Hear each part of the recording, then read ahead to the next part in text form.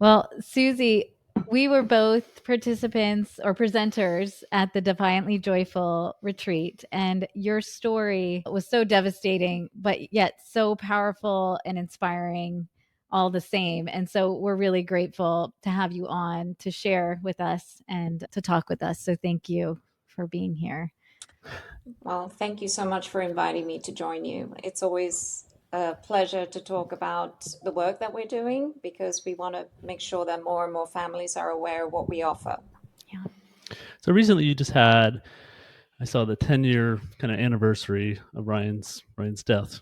Maybe you could start by telling us a little bit about Ryan, his life, and kind of your best, fondest memories of Ryan. Yes, of course. Yeah.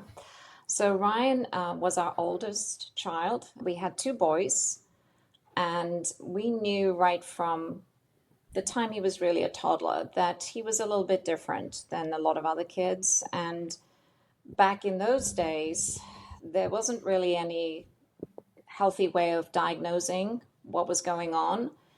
You know, he struggled basically interacting socially with other kids a little bit.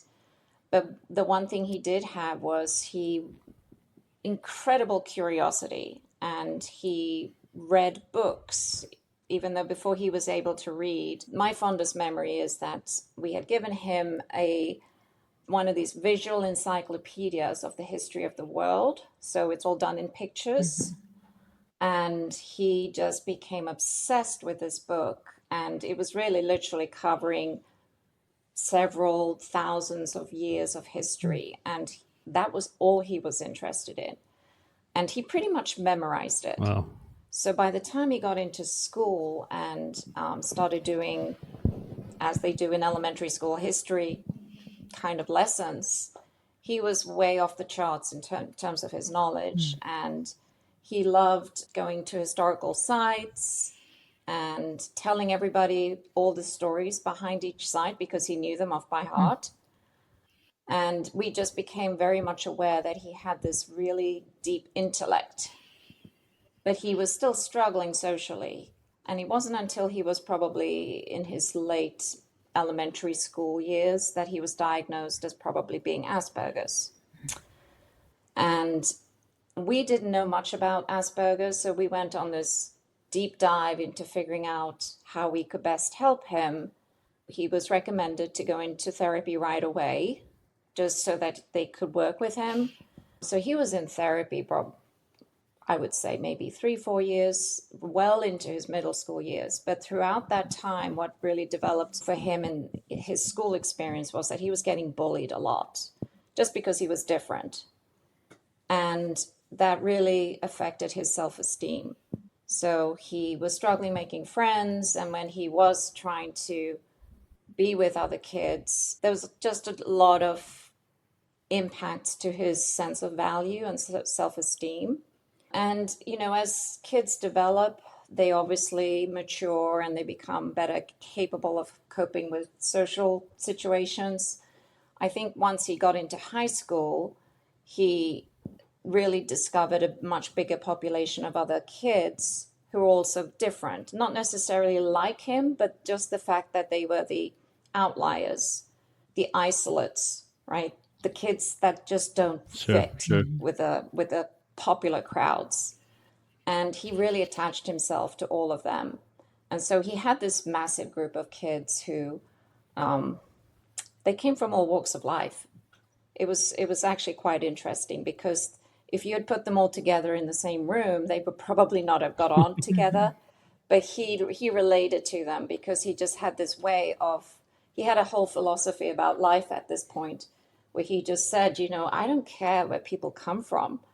I don't care what their backgrounds are or what their issues are, because at the end of the day, we're all human. And that's what mattered to him. So his love of history turned into an obsession with military history. And he was really fascinated by conflicts in the world and how people strove to kind of fight each other just for the sake of greed and power. And he really strongly objected to that. So he was a very principled kid. You know, he would not have done well in today's society, And quite honestly, I think everything that had happened to him, from being bullied and isolated and seeing the struggles in the world, he couldn't come to terms with it. And one of the things that really led to his suicide was the fact that he had a number of experiences that led up to it, that they were all bullying events that really crushed him. But in his note to us, he said that he just couldn't adapt to the way the world was. He couldn't perform the way that the world expected him to perform. So, it's having lost him, it became that moment for us where we thought, wow, there's something seriously wrong with the world. And if he felt like this, and he had a lot of friends who were on the fringes, just like he was, there's something that we need to do to prevent other families from going through the same thing. What did you do when he did come home from elementary school or high school and he was bullied? Was he isolating? Was he crying? Was he saying, "Mom, I don't want to go to school"? Kind of what was your approach back then? That how did you help guide or navigate kind of those instances? I don't think I was fully aware of the bullying until middle school. I would learn more about it through him because he wasn't really talking about it. I could observe in social situations like birthday parties, things like that, that he was always on the outside and he struggled just kind of being part of the crowd. But I didn't really know about the bullying until a little bit later in middle school. And I remember one incident. I came home, and you know how you get your annual yearbooks. And I happened to be flicking through his, and he had crossed out the faces of the kids who were giving him a hard time. And I asked him about it. And then that's when he started sharing a little bit more. And that was probably the first time I really understood that he was struggling immensely. The therapy that he was in, that was more designed to develop his social skills and to really encourage him to feel good about himself. And I think for a while it helped. And then he just I just don't think it was doing much for him after a while. And so we stopped going. The latter years of his high school, it was very evident that he was depressed. And we put him back into therapy. So he was seeing somebody right up until the point when he died. That just didn't help. It wasn't enough. Because at the end of the day, if you are not accepted as an individual in the world, and it doesn't matter how much you love your own kid, you have to be accepted outside of that, right? You have to have some sense of values, self-esteem, purpose. And he just didn't feel like he could contribute. What we have seen really since we started the foundation is that there are so many teenagers who feel just like he did. And I think it's probably getting more pervasive because I think in the last 10 years, I think our polarization has gotten worse. There's more bullying in the world. It's become more of an accepted principle in society that it's okay not to respect each other and just say whatever you feel like saying. And it's affecting families in really negative ways. So the goal of what we try and do is to turn that around and provide teens who are struggling in general just with a sense of comfort and an escape from, I call it the chaos of the world, because it's really chaotic right now. Just to be honest, just reviewing and checking out your website and reading everything, I was in tears. I was so devastated. I cannot imagine losing a child. How did you get through it? How did you cope? Weeks, months, years after, I don't think you ever get over it, right? What did you do? How do you move on? I cannot even think about possibly taking one step forward. It's just this. Overwhelming. Yeah. Right? Yeah. what really propelled this whole effort was because he was a senior when he died. He died exactly 10 years ago this October. And he was in his senior year, so he was going up towards graduation the following spring. And the school he was in, Woodgrove High School, they reached out to us and said, "Would you like to do something to commemorate him at the graduation ceremony?" So my husband and I sat down and said, "Well, what could we do that's meaningful?" And we decided, like a lot of families do, we created a scholarship. And what's different about the scholarship is that we wanted to make it very unique from any other type of scholarship, where typically seniors, they apply for a scholarship, they write their own essay, so they're actually writing about themselves, which again goes back to this fascination with the military history. My husband is also a military historian, and he said, "You know what, we should, there is a special military award that was handed out actually during World War II in Germany, believe it or not, where they would award a soldier who had shown exceptional bravery, and it was never based on the soldier talking about themselves. It was based on witnesses who would then recommend somebody for this award." And he said, "Why don't we follow the same principle, which is to make sure that a student who's been positively impacted by an act of kindness towards them because they may have been going through a difficult emotional time, they can actually submit a nomination to another person who's done that act of kindness or shown them some particular level of support when they were struggling themselves." So that became what we call it at the time was the acceptance of others. We've actually renamed it since then. Sorry about my phone ringing. No worries. We've renamed it to be called the Heart of Humanity. Oh, I love that. So every year since then, we've been giving out several of these scholarships every single year.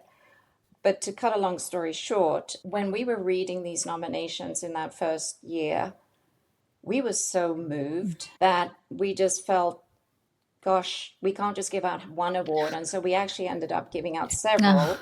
How do you pick just We one? just had a hard time Yes, choosing. yes, you all get it. Yeah. Yeah.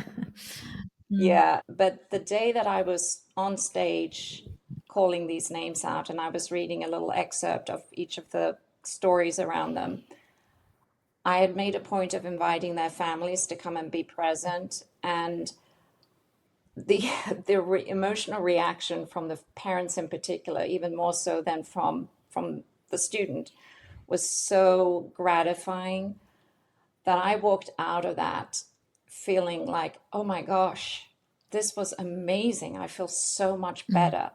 Because when you're in that deep grief, you're in this, it's literally like you're in this shadow of complete, it's like a dream. You really don't even, you're not even aware of what's going on around you. And I barely have recollection of what happened over the first 6 months because you're just functioning. You're literally just taking one step after the other, but you're not aware of anything that's going on around you.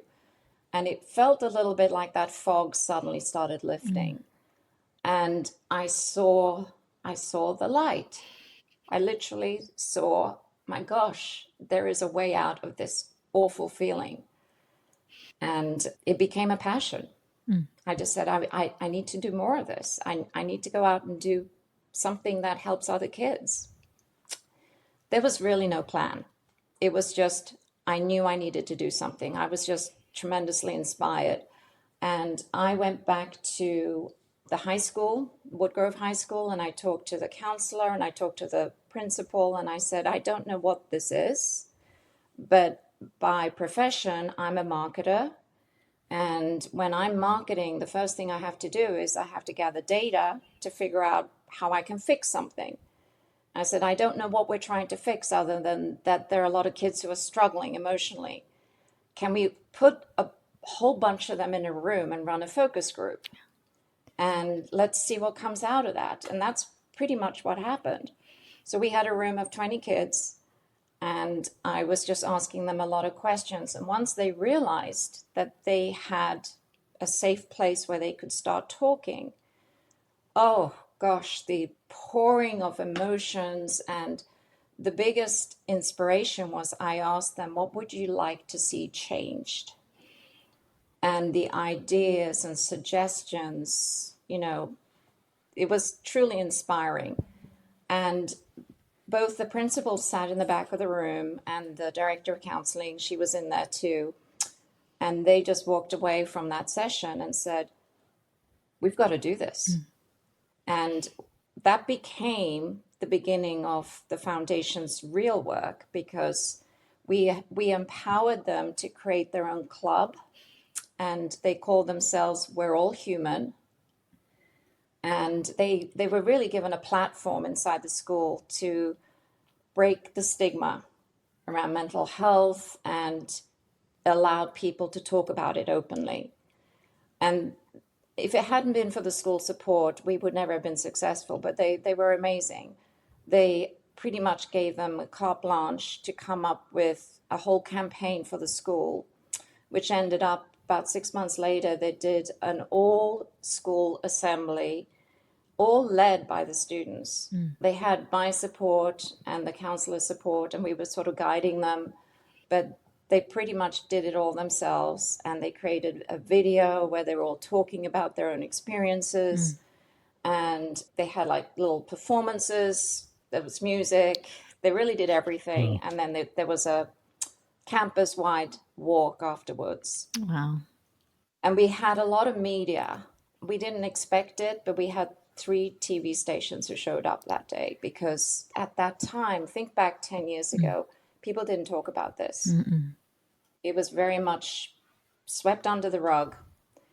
And I think certainly in this area, we were probably the first to openly just make it public and say, this happens to so many families. Let's talk about it. And, really within a very short space of time, we had 7 schools who wanted to do the same thing. Wow. That's amazing. And things were just it developed a movement, essentially. So here we are, several years later. I brought to the school's attention this suicide prevention program called Sources of Strength. We actually raised some funds ourselves to pilot it in 2 schools, and it was very successfully done. And the 2 schools that had done it and implemented it, they thought it was great. And then the administrative building, they decided to adopt it, and it's now actually one of the tier 2 mental health suicide prevention programs across all middle and high schools. Wow. So that was really gratifying as well. Yes. And then I think our next big milestone, I'm going to call it, was in 2018 when we launched the Fort. And the Fort is really our signature community program that is very much the focus of the work that we do today. And the Fort is what I will always describe it as a safe haven. It's a sanctuary for kids who just want to come and be accepted for who they are. They can really be their authentic selves. They don't have to put on their mask. They need to feel like they have a sense of belonging, because I think that's hugely missing in society today. Yes. That feeling of belonging to something, something important, something safe. And what we do when they're with us is we give them these experiential workshops, and they cover different modalities in expressive arts or mindfulness, or we work with animals and we go out in nature, anything really to ground them on being present and expressing their emotions and forming connections with one another. I think the beauty of the place is that we've got ages from 12 all the way through to 18, all blending together.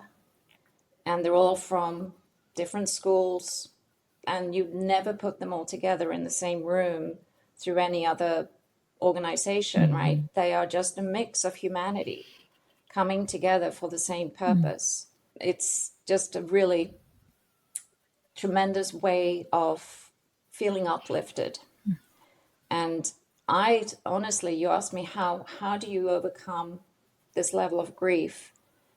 It's so motivational because I see the changes that happen in the kids who have been there for a long time, and they go from this place of darkness and they come out of it. Maybe it might take 1 year, might take 3 years, but the ones who continue coming, they just, they're like a changed human being at the end of it. And in fact, one of the things we just did as part of our commemoration of the 10 years is we developed another award called the Beacon of Hope Award. So we just handed that out to one of these students who has been with us for about 4 years. He's now 19 years old, and he's come from a place of darkness into what I call that place of light. And he's studying at George Mason to become a counselor himself. Amazing. And he's giving back. And so he supports us by being a volunteer now in all our programs. So he's really the personification of what we're trying to do. That's amazing. And it's my life's work.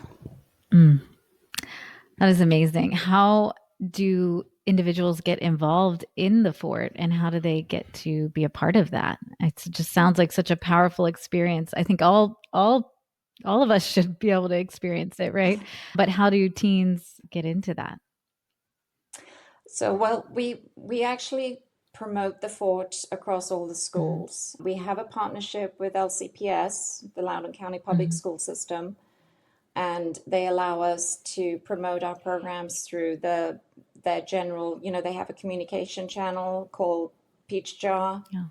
And so we put out all our flyers through that channel so that families can find out about it. And it's a free program, so anybody can register. We don't, we always try and find out if you're a new family, we want to find out a little bit more about the student, just to make sure that we understand their history. And then they're available. We run the fort on a Sunday twice a month.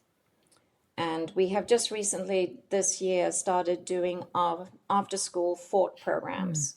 And we're actually working with middle schools at the moment where we're bringing these workshops into the school setting and delivering them there right when they're done with school at the end of the day.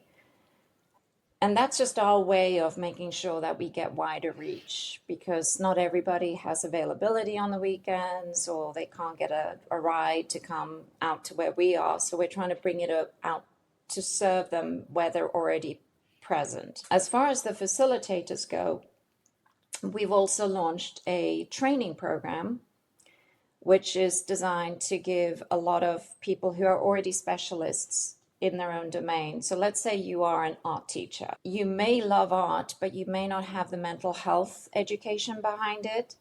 So the training that we provide is to give them that mental health literacy, so that if they have somebody who's really in a bad way during that workshop, they know how to speak to them, how to handle a potential crisis, and they understand what the next steps are. So they just are better grounded in being able to deal with difficult situations.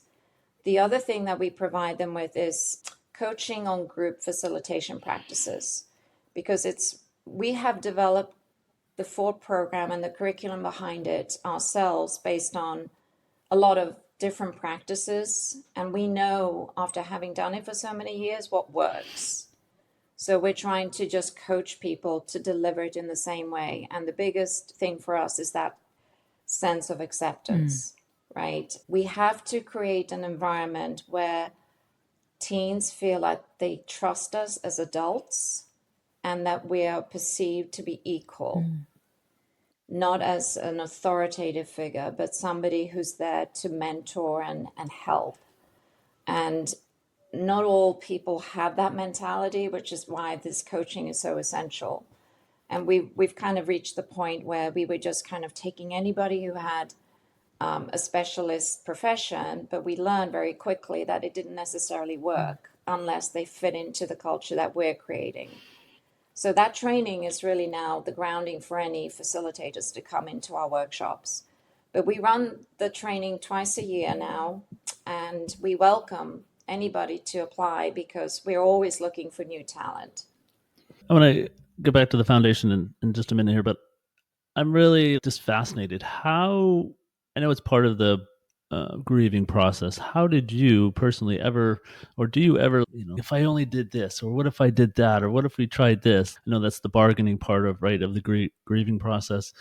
How did you personally get through that? And your life's mission now, supporting others in the foundation, is it hard to always keep talking about Ryan, or you're just thinking about him anyway? So sometimes, is that easier for you just to kind of process it and share and see the hope with others? So two-part question, sorry, but Yeah, it's never easy talking about Ryan. It's very emotional. Some days are better than others. It really depends. Some days I'm just very focused on telling my story and then it just comes out very easily. And other times I still break down, and I think you don't get over something like this. All you're doing is plugging a band-aid on the wound, and depending on how I'm feeling that day, that band-aid just rips right off and you can't help the grief. It still comes back. So I don't think healing is ever finished. It's a process, and we will never really get over this. But we use it, I think you have to use it for good, because the pain is so immense that you can't let it destroy you. It's so easy to let it do that, right? And that's just not a healthy way of looking at life. Life is way too short. We all know that. But what we experienced was such a life-changing moment that you just kind of look at life through a different lens after that. And I truly believe that this is my purpose. I think I was given that inspiration really from him, and it drives me completely every single day. So I don't know if that answered the second part. yeah, Yeah. you did for sure. Yeah, and I think the way you look at things really, keeps you moving forward. And I just taught a psychology class right before getting on here, and one of the things we talked about was different ways of coping, and one of them is emotion focused coping, and the other is problem or solution focused coping. And the emotion focused is getting stuck in that grief, right, and getting stuck in those emotions and just kind of spiraling around it, which you do need to feel them and you do need to express them and get through it. But the other part, that problem or solution focused, is looking at that silver lining and finding the meaningful things that you can do with that situation. And it sounds like that's what your mindset is, and it really sounds like it's benefited you. Although you can never get past this or move through it, it's always going to be there, but having that different mindset around it helps you to inspire others, and like you said, do something with it meaningful. I do think it comes down to what kind of personality you have anyway. Yes. I've always been, as an individual, a real go-getter. I'm action oriented by nature. So for me, sitting back and contemplating what had happened wasn't really helping me. I have to go out and do things. So being a doer, I can't just sit back. Yeah. And now that I have found a path forward, I mean, quite honestly, I feel like I'm obsessed with it, because I think every single day, how you get inspired. People talk about, creative people, they sit in the bathtub and they get an idea. It's literally like that. I can go out for a walk with my dogs and an idea will pop into my head and I'm thinking, oh yeah, we can do that next. And it's really motivational. I love trying new things, and we're always experimenting, partly because the world keeps changing, right? Nothing is static. And the conditions that are affecting teenagers changes constantly. And so it's important for us to really stay close to them and listen to what they're saying. And running regular focus groups is one of my big mantras. We have to know what is going on with them and what their needs are. We can't help them if we don't understand their needs. And you can't So tell them what you think their needs are either, right? You have to listen and exactly. hear.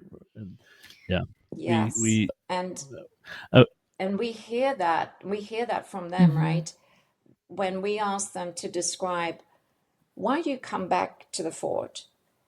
And a common refrain is, I feel like I can be myself, and here I'm respected, and I'm seen, and I'm heard.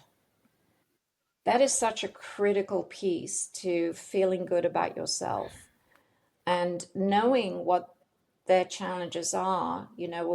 Bullying, as we've talked a lot about bullying because that's become such a prevalent factor, but we've also got so many other things happening between substance use and conflicts in the world that are really troubling to a lot of kids who are real deep thinkers. They're really affected by all this conflict. And I think we have to pay attention to that, how that's impacting them. So staying close and listening hard so that we can understand how we can best help them is critically important. And once we do that, then we can brainstorm on how can we best help them. And I have a wonderful team with us now at the foundation. We've got 5 staff members, 3 of whom are dedicated mental health professionals. We also have a mental health advisory council of mental health professionals who come. They actually represent all parts of Virginia, but they also provide input into different aspects of our programming.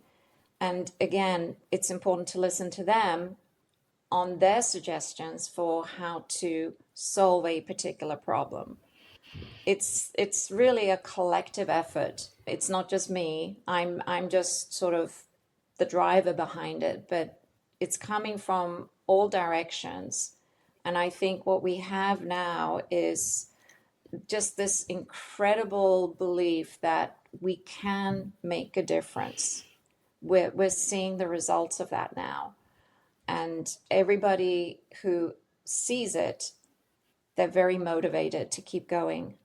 I was part of a conference when we were in San Diego, and we started. It's called the 11 Autism Conference, and it was about not having professors or researchers come up and tell you what autism is and how it should be treated, but it was 100% autistic speakers. They're sharing their experience, their perspective, and things that how they see the world. And for me, that was a huge shift in my work. It's not trying to get my clients to see my perspective or be in my world, but this is their view, their world. And like you said, they just wanted to be seen and heard, and hearing them and then using their perspective to provide supports and tools to help kind of live a more joyful life, right? So I think that was Yes. a movement that was new, very much so. I think was that probably 10 or so plus years ago. That was a very different perspective, but similar to yours, where Yes. it's giving them a voice. You're taking the voices that really matter and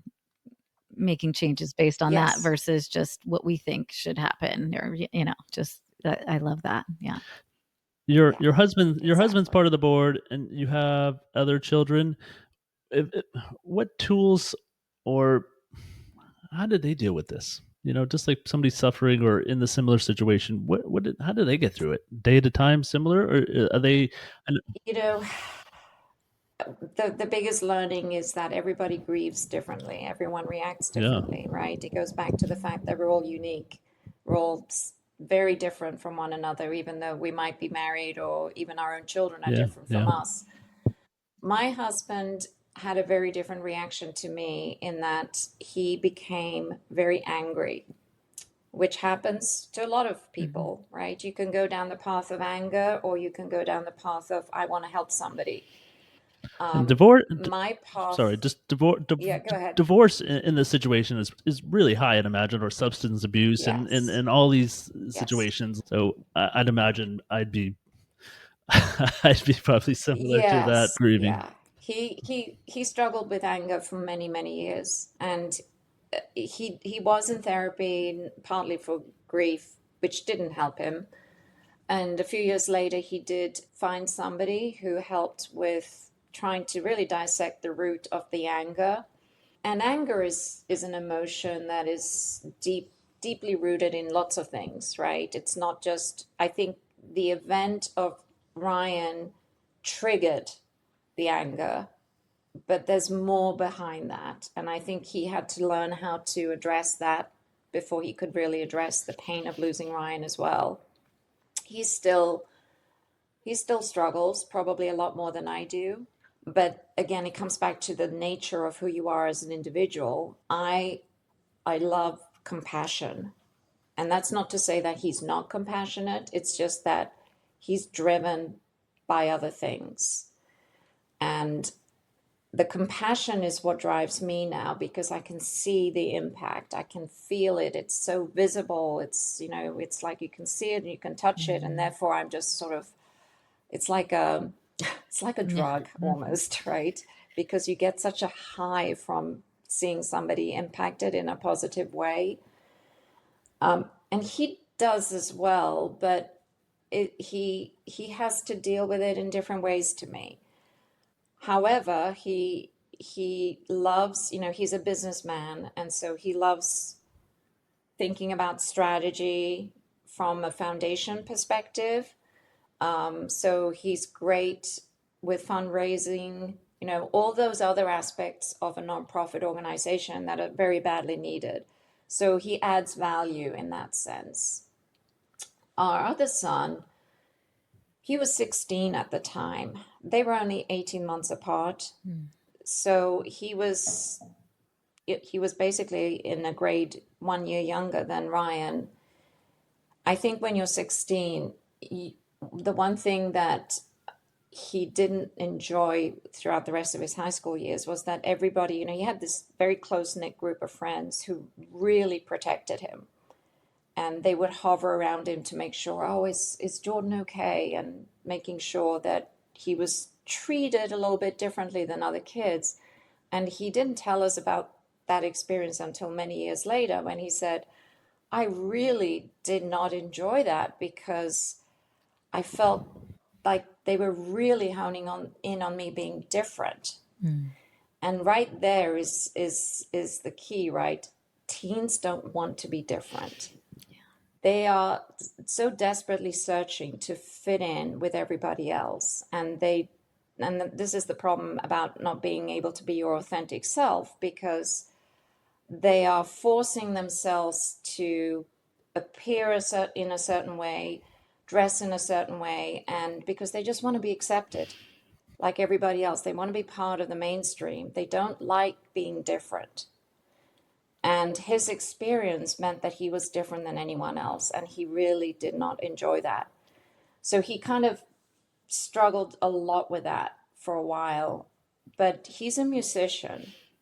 He is a classical violinist now, and I think he has found an outlet for his emotion through his music. And he may not realize it as much himself, but he's 10 years later, he's now 26, and he's an amazing violinist. And the one thing that is very clear when people watch him play, he pours emotion into his playing. And if you are going to be a good classical violinist, that's a critical piece, right? You have to be technically proficient, but that emotion that he displays is a really rare quality. And I think that's what's going to make him successful. So I think everybody needs to find their own outlet. Sure. I have mine, he has his, and my husband's found his own reasons for existing. I do think that the work that we have done through the foundation has saved us as a family. It's brought us closer together. we are always trying to be together at all our fundraisers, because fundraising is kind of part of who we are now. And as a family, we represent what the foundation stands for. And we always come together. I love the fact that Jordan will travel from wherever he is. He tries to join us at these events because it's meaningful. It's really, really meaningful. So I have a question about, so I know you mentioned, well, I love that you all use this platform is really bringing you together, and it's kind of this healing modality that helps everyone in its own way, right? And it really propels you forward. But you had mentioned a few times about that belonging. Teens, I mean, we all want to belong, right? We all want to feel connected. We all need that social interaction and connectedness, but teens especially, because they're going from, I think, that childhood to adulthood, and they're stuck in this weird in between, right? So from Yes. your experience and what you've learned along the way, what is it that we can do to help teens? I know you mentioned, feeling seen and heard, but to feel like they belong without having to quote unquote fit in, right? Without having to mold themselves, but to say I play classical violin and I'm awesome at it, and that's just who I am. That's that authentic self showing up. How do we help them to show up with their authentic self and just let it shine and get past that need to fit in? Do you have any insight on that? It's a really difficult journey as a parent, because when they're young, we're the authoritative figure. We're trying to tell them how life works and teach them a lot of different things. And as they enter those teen years, we have to let go a little bit, and that's hard. And finding that balance between telling them what to do versus listening to what they want to do is extremely difficult. And we have to mindfully remind ourselves that what automatically comes out of our mouth, maybe we need to pause and think before we say something, because it's very easy to say the wrong thing. And I think that's such a classic, right? Parents, the teens will say, oh, my mom doesn't understand me or whatever. And that lack of understanding comes from us not listening. We're not good listeners. And if there's any advice I would give after having gone through this, is that I would recommend everybody to spend a little bit more time listening to what they're saying. They all have valuable input on what their feelings are, but most of us don't give them the space to express that. And it's a hard thing to learn how to do. But I think if we're cognizant of it, then maybe that will get easier. And respect what they say, right? Yeah. Don't argue against them. Don't disagree. Their thoughts and their feelings are valid, right? Because that's how they feel. But we as parents tend to sort of ignore that and say, no, that's not right.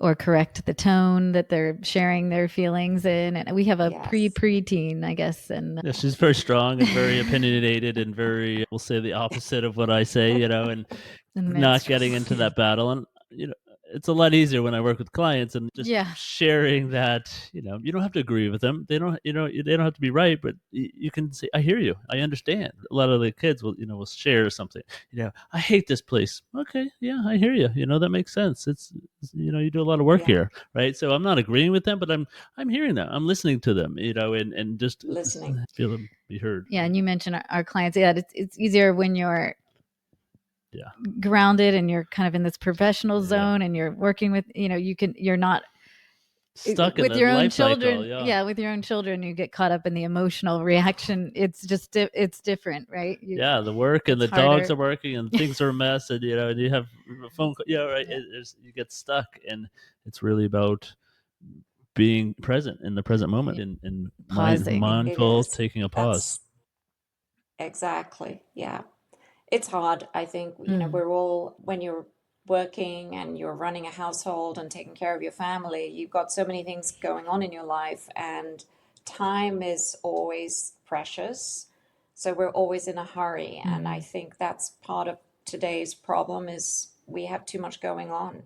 We're all guilty of that, right? We all take on too many things. And sometimes you just have to give yourself grace to pause and sit back and just be human beings. Yeah. And you mentioned too about helping them to feel, letting them feel seen and heard. And so just pausing and taking a step back. And Putting your darn Yes. phone down, yeah, and what's really important. so Yeah. hard. Yeah. Oh Catherine my does gosh, yes. Catherine does a lot with the act matrix, and what's really important: your family, your relationships, experiences. How much do you feel, or I guess you do a lot of these focus groups? What are kids saying, and how much do you think like social media and all that pressure? I mean, that has to have a huge impact on the increase in these depression and suicide rates and everything over the years. It does. I mean, it's definitely impacted them. What I've been surprised at though is the number of kids who are not allowed to be on social media anymore. So parents are actually becoming a little bit more forceful about that. I don't know how you stop that, because if you give them a phone, they could set up a false account anyway. Yeah. But they don't, it's a bit of a mixed bag, but they're a little bit more cognizant of the danger of social media than I was expecting. And I think all the articles that are being written about how dangerous it is and how it's negatively impacting behavior, they're pretty clued in. Yep. Now, that doesn't mean they're not influenced by it if they do get an account, but they tend to, I would say they're much more into group chats than they are about looking into TikTok videos and Instagram posts. They're not as influenced by that as they used to be. Sure. I think it was worse a few years ago. Oh, that's good. But I don't know that social media is the culprit. I think it's just having a phone, quite honestly, because we're all kind of surrounded by this. Our lives are led by our phone, from texting to emails to just notifications that we're always getting. And it's very difficult.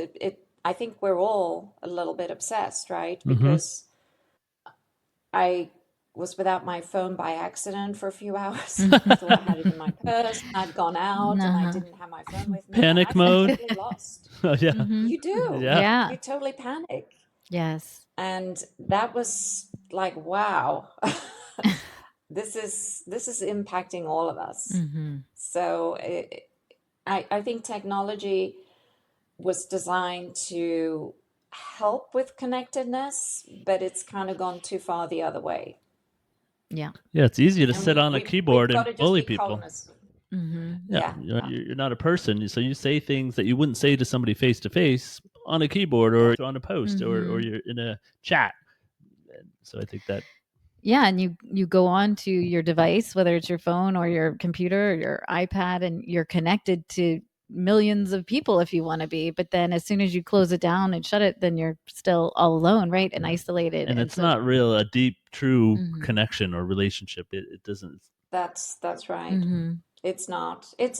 But I think, technology is not going to go away. Phones are not going to go away. Yep. What behoves us is to really educate our kids on better usage.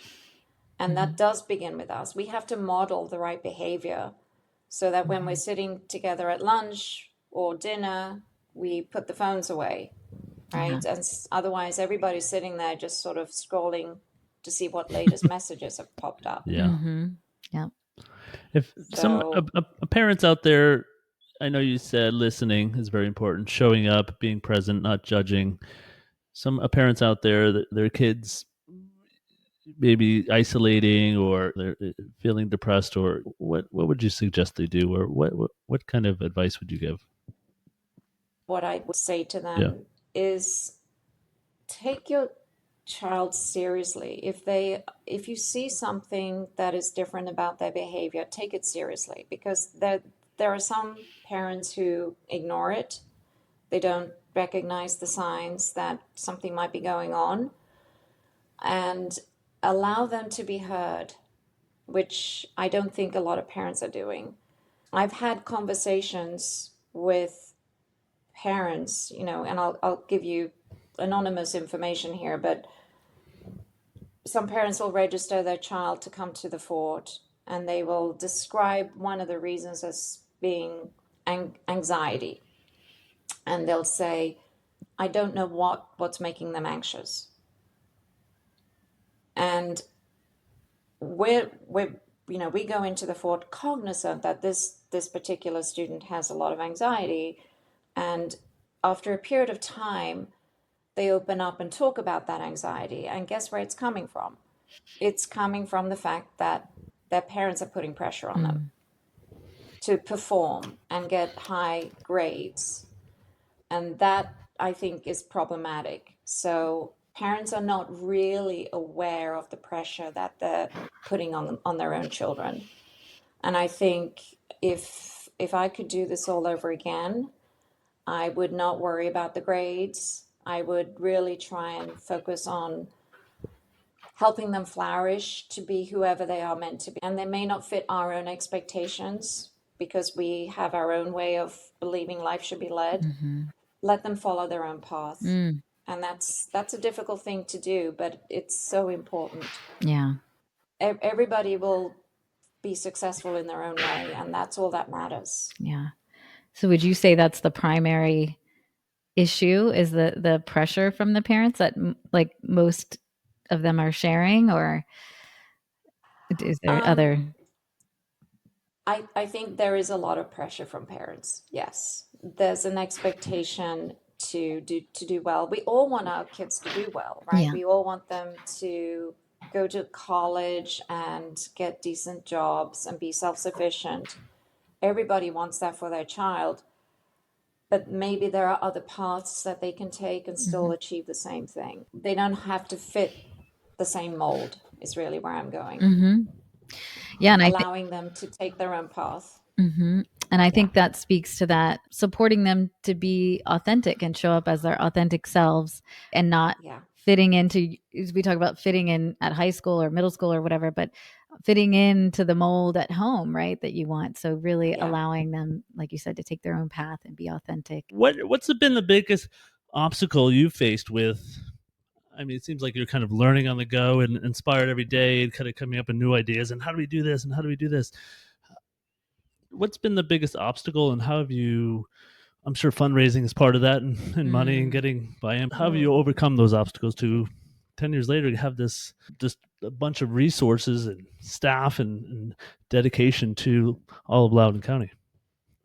The obstacles still, some of them remain the same. There's still a bit of a stigma attached to mental health in general and the importance of mental wellness and putting it on an equal plane with our own health, physical health. We're still trying to overcome that. We see that probably a lot more now coming from a lot of the different cultures that are coming into Loudoun. 10 years ago, if you look at the demographic profile of the county, 10 years ago, I think it was predominantly Caucasian, and today Caucasian are actually a minority. So we have the influx of different cultures, and they don't have the same mindset that we may have towards mental health, but they're all valid. They have their own belief systems. And so sometimes we have to kind of really make them realize the importance of mental health, because that's traditionally not something that they would focus on. So we're dealing a lot with that. And I think first generation families, American families, they put a lot of pressure on their kids to perform academically because they've come here a lot of the time in order to give their kids a better education. And they put that pressure on them to get the best grades and go to the best colleges. And that's a huge burden to carry.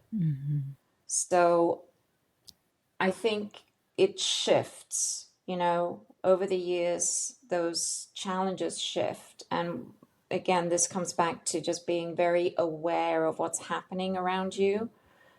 And I'm a big believer in being familiar with data, demographic data, at research the whole time, because there's always new research coming out around mental health and trends that are happening. So challenges will shift a lot. And, we haven't talked a lot about substance use, but why does anyone turn to substance use?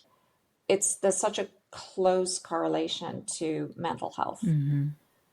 So many kids are using it as a way to escape from whatever issues they're going through. And that's why that empowers me even more to say you have to ground them in some basic resiliency skills so that they don't turn to substance use as another option to solving whatever pain they're going through. So if we can build that resilience in the kids, in the youth of today, to just be an all-rounded, much healthier human being because they understand what these challenges are, then I think the future is going to look a lot better. And I do believe that our kids' generation are going to look at mental health in a different way. Because I do see the change happening. It's slow, but it is happening. Yeah, I hope they look at it in a different way, and having those foundational resiliency, tools and things that they can do to ground themselves in the moment and work through all the emotions and things that come up. And yeah, I'm just thinking about being a high school kid and being signed up for the fort and the stigma or other people find out or what's wrong with me, or breaking down that stigma would be a big challenge. No, I agree with that, because I think, a lot of the time the kids who are regulars, we might say to them, bring a friend next time. And then they don't bring a friend. And then you bring it up with them and say, did you ask a friend? And they said, well, I asked somebody, but they sort of, you just said, oh no, I'm not going to that. Because it might be the way that they described it. And we all could benefit. They might have, right? Yeah, we all could. They might have focused too much on, oh, this is a place to go for your mental health. Right. And the word mental health triggers people. Yeah, it is that. Yeah. But it's health. You want to be healthy in your physical and mental space. I think we all could value and utilize that. What is next for the foundation? Where do you see this going? Do you have long-term goals or plans or We do. What does that look like for you?